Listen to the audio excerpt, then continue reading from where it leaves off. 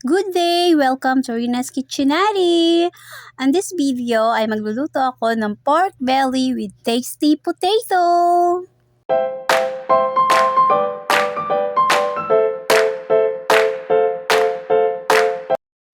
First ingredients, siwain lang ng pa-cubes ang patatas.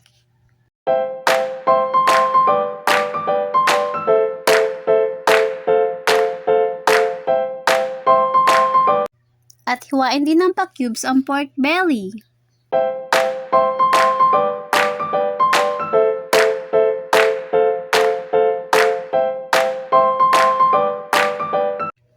At i-marinate sa green onion and ginger. Cooking wine, light soy sauce, and little oyster sauce. Mix for about 5 minutes and set aside.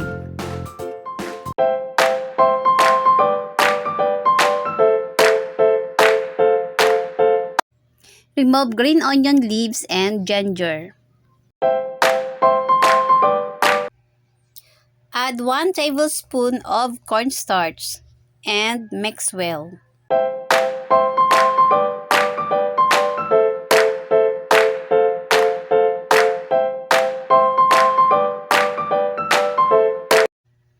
In a pan with hot oil, add the marinated meat. Slowly fry in a pan with low heat.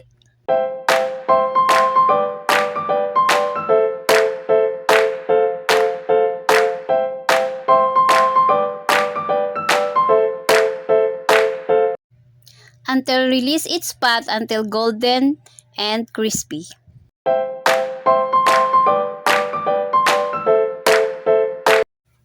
Remove pork and use same pan to fry potato until golden and crispy.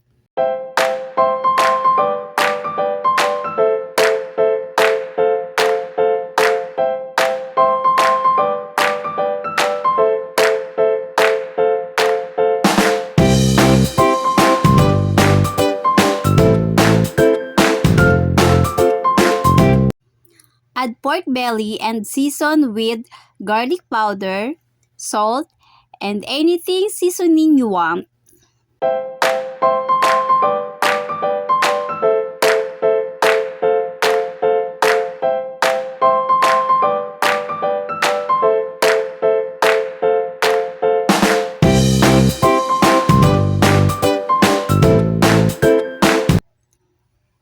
Stir everything together until it will combine and fragrant.